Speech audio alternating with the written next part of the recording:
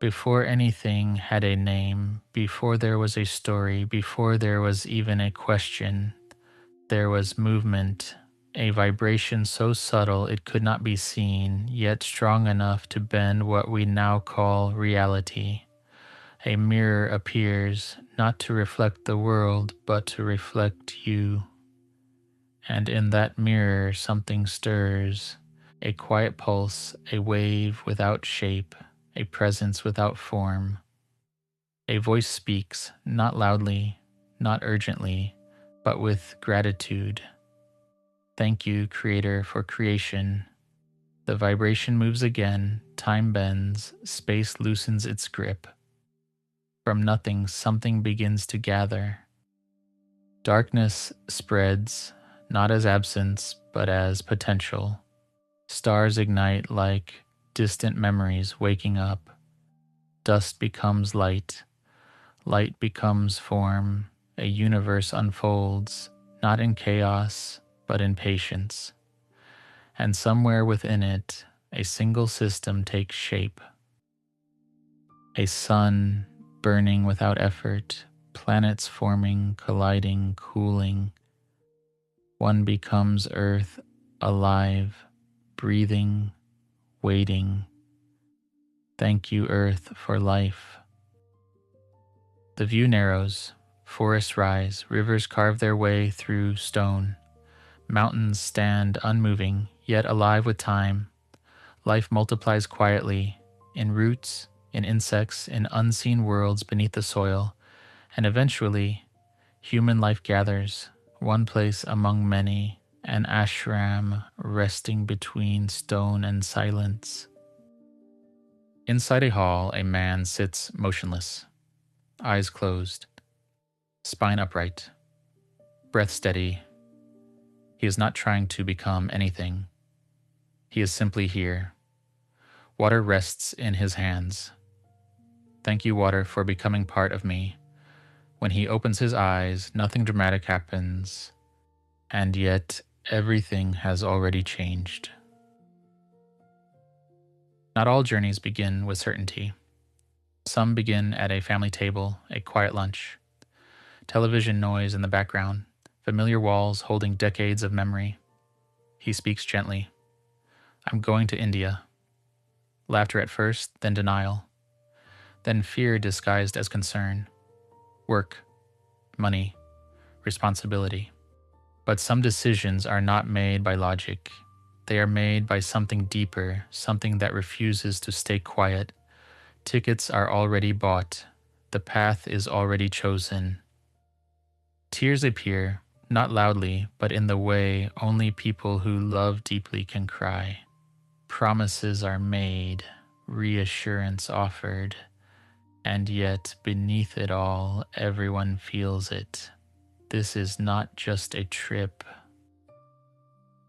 Silence at night has a way of revealing things. Lying on a thin mat, he notices something unusual. Thoughts continue, even while sleep comes.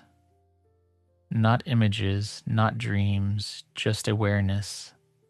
Listening to the mind speak without being inside the conversation. It is fascinating and unsettling. Questions arise. Is this progress or is something going wrong? The next day, routine continues. Meals eaten in silence, each movement deliberate, each step placed with care. Attention sharpens, so does intensity. Focus becomes absolute, but with it comes irritability, anger without a clear target. The mind becomes powerful, and power demands responsibility. Something begins to move, not emotionally, physically.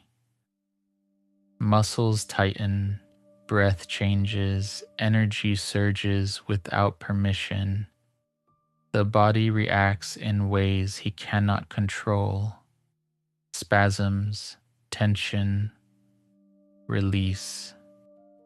Fear whispers, am I losing myself?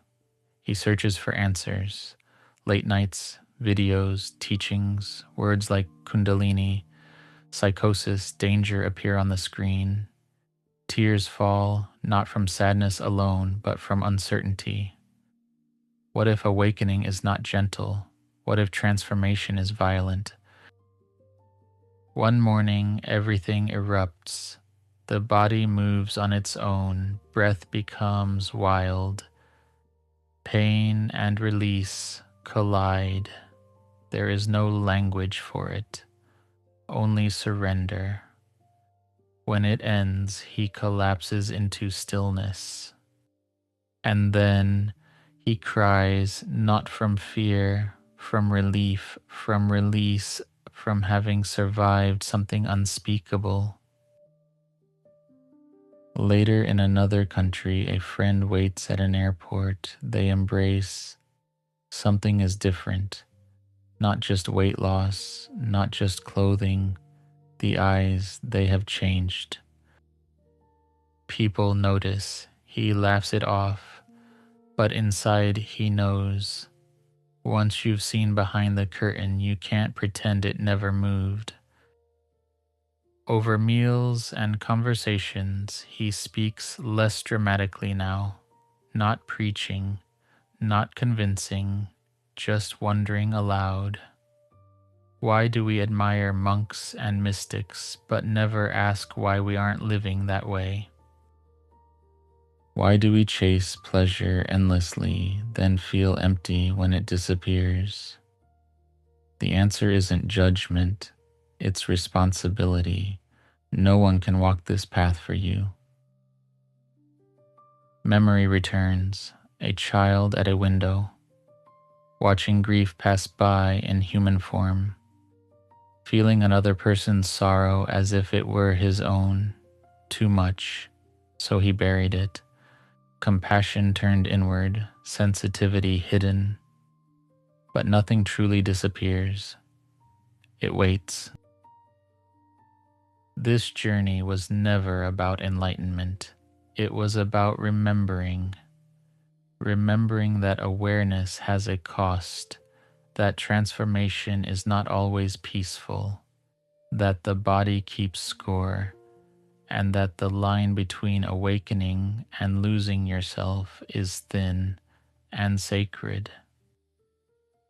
Still, he walks forward, not as a guru, not as a hero, just as someone willing to look directly at what arises. And that may be the bravest thing of all.